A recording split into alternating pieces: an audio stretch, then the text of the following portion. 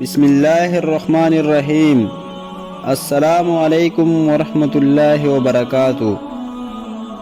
رسول اللہ صلی اللہ علیہ وآلہ وسلم نے فرمایا، جس نے وضو ہونے کے باوجود وضو کیا اس کے لیے 10 نیکیاں لکھی جاتی ہے۔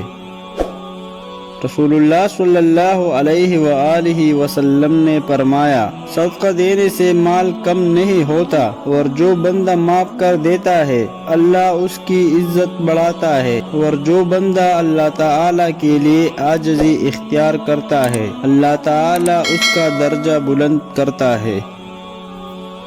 رسول اللہ صلی اللہ علیہ وآلہ وسلم نے فرمایا، جو شخص نماز فجر باجماعت ادا کرے پھر اپنی جگہ پر بیٹھ کر اللہ تعالی کا ذکر کرتا رہے یہاں تک کہ سورج طلوع ہو جائے، پھر 2 رکعت اشراق کی نماز پڑھے تو اس کے لیے ایک مکمل حج و عمرے کا ثواب ہوگا۔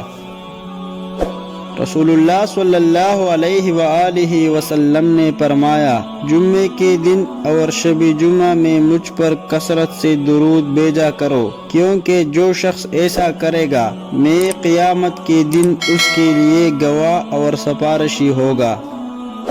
رسول اللہ صلی اللہ علیہ وآلہ وسلم نے فرمایا، جب تم میں سے کوئی شخص جمائی لے تو اس کو اپنا ہاتھ منہ پر رکھ لینا چاہیے، کیونکہ کھلے منہ میں شیطان داخل ہو جاتا ہے۔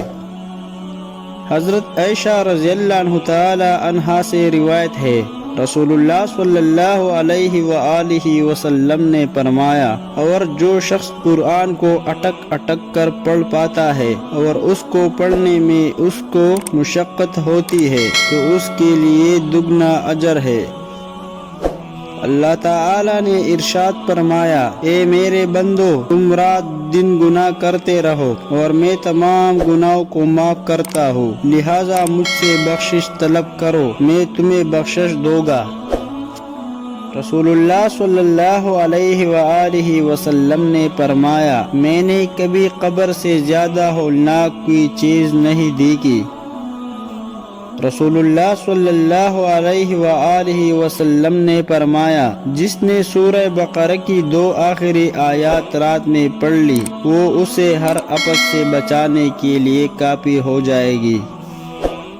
رسول اللہ صلی اللہ علیہ وآلہ وسلم نے فرمایا، اگر کوئی شخص جھوٹ بولنا اور داغ بازی کرنا روزے رکھ کر بھی نہ چھوڑے تو اللہ تعالی کو اس کی کوئی ضرورت نہیں کہ وہ اپنا کھانا پینا چھوڑ دے۔